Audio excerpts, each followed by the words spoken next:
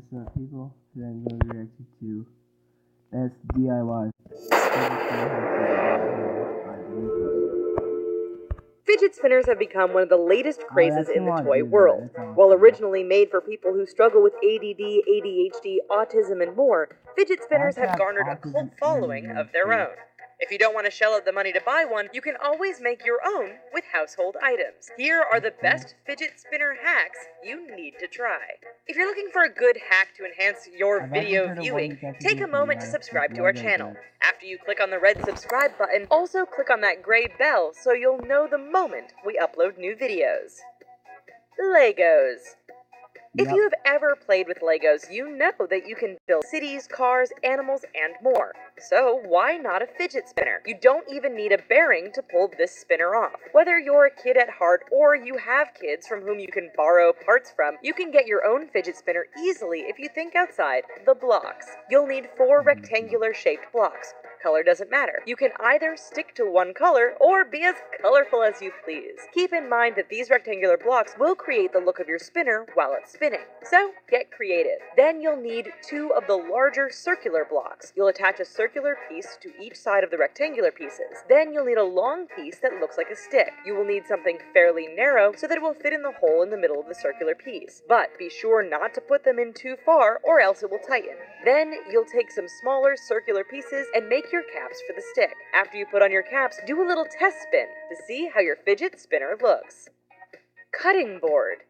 This fidget spinner hack just proves that really all you need is a bearing and something long and weighted to make it spin. In this hack, all you need is a few nuts of about 10 millimeters as well as a 7 millimeter nut and bolt that will fit through the bearing. Finally, you'll need 2 pieces of cutting board that's 80 millimeters long and 27 millimeters wide with a thickness of anywhere between 6 to 10 millimeters. The cutting board can be plastic or wood. First, you want to make sure that your bearing is smooth and doesn't have any grittiness to it. You'll want to map out the 3 areas where your bearing and nuts are going to go so that the weight distribution is equal so the spin is fast and doesn't stop. Then, using your glue, you want to glue the 2 pieces of cutting board together. Using a drill, you can make your 3 holes. If you've measured everything out correctly, the nuts in the bearing will fit snugly in their respective hole. Then, slide the nut inside the bearing and close it off with a nut on both sides. Don't forget to round up the sides of the cutting board so that the sides are nice and smooth.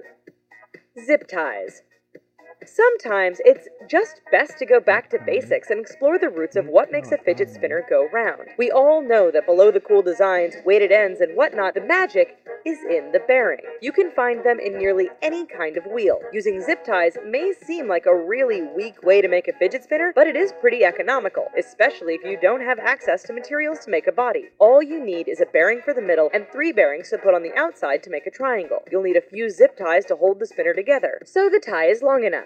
Then you'll need 2 smaller zip ties to hold in the bearings and keep them from falling out, as well as to make the triangle shape. After you tighten everything up, you can use some super glue to really hold it all together. If you don't want the triangle look, take out one of the bearings. Move the 2 outside bearings to the side, and you can get more of a bar look. Pipe clamps. If you have a garage that's full of tools and supplies, there's a good chance that you already have what you need to make this genius spinner hack. If you don't have a garage, the materials can still be found at a reasonable cost that won't break your bank. All you need is a bearing, 2 small elastics, a hot glue gun, 1 big elastic, and 2 pipe clamps. You don't need to be savvy on mechanics or any sort of home repair skills to pull this spinner off. Using your hot glue gun, you can attach the 2 pipe clamps to each end of the bearing. Then take the large elastic and wrap it around the whole thing. Then use the 2 smaller elastics and wrap them around the area where the clamps meet the bearing. If you're wondering what's the point of the elastics, it makes the spinner more durable and gives the hot glue that extra help in keeping everything together. Not only is the spinner pretty easy to make, but it has an industrial look to it. Plus, the materials are cheaper than most fidget spinners you can find either online or in the store. Bearings.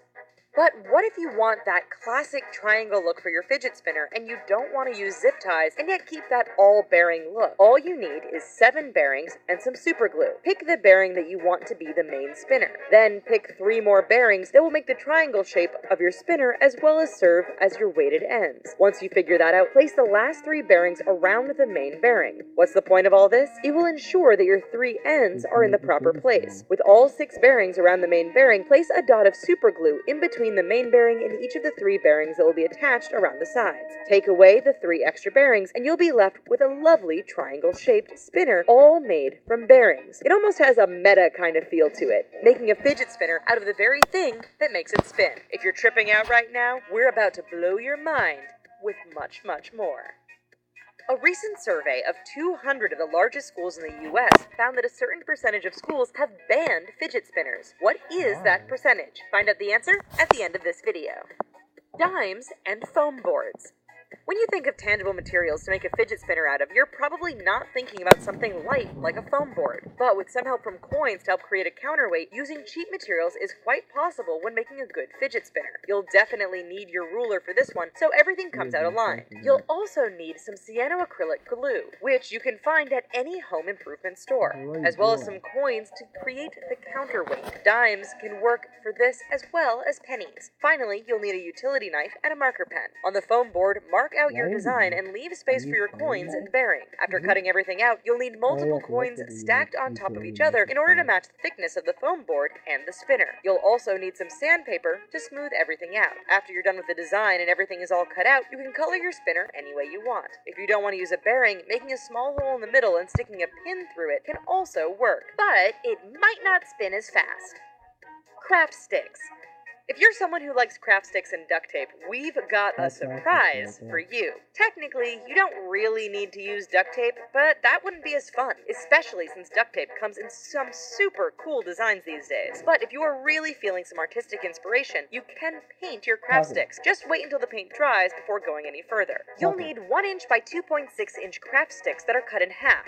And you don't need much because you only need 3 halves total. After you cut those pieces in half, measure out your duct tape and wrap it around each stick. You'll want to grab some clothespin to hold things together because next you will glue each end of 3 sticks together to make a triangle, place a bearing in the middle of the triangle and tighten it up, using the glue to secure. Keep the clothespins on the triangle until the glue hardens. After that is done, grab 3 washers and attach them to each point of the triangle. Now you have a cool looking fidget spinner that only costs a few bucks to make.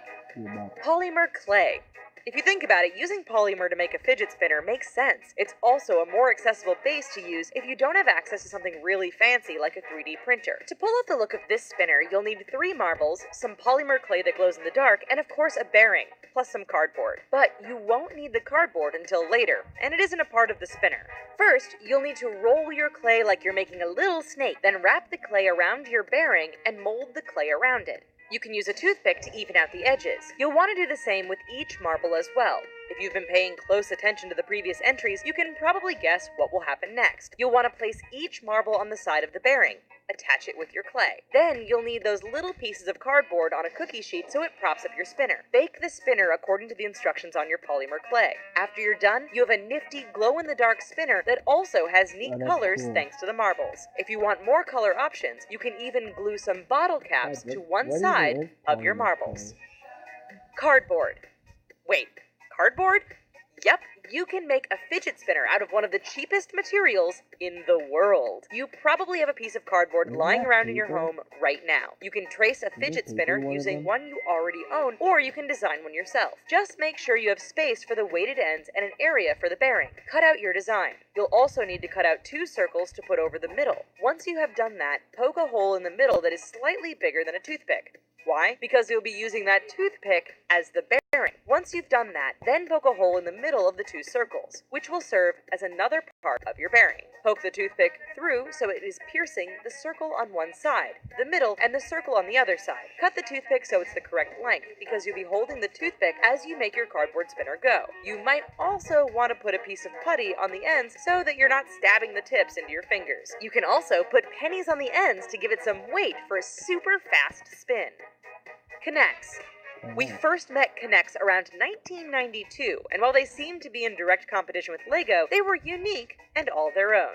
Legos aren't the only construction-like toy that can be used as a fidget spinner. There is a similarity with color variety, but that's about it since Kinects are so different from Lego and can create a completely different look. You'll need the circular piece that can fit a whole bunch of longer pieces together. But for this, you'll only need 4 long pieces. You'll then bend each long piece and connect it into the space directly next to where it was attached. You'll do this with all 4 pieces, creating 4 loops around the spinner. Then you'll need one of the plastic dowels and insert it into the center of the spinner. Then, using 3 blue circles, you'll put 2 on one side and the third on the other side. You will also need 2 black caps for each side of the spinner. What makes this spinner super unique from the rest of the spinners is that you can spin this with just one hand. You can't typically do that with a traditional spinner, so this little hack will definitely make you unique. So, what percentage of 200 of the largest schools in the US have banned fidget spinners? 32%. Will that number grow? Only time will tell. If you enjoyed this video, be sure to... Toxic, I'm no doubt here.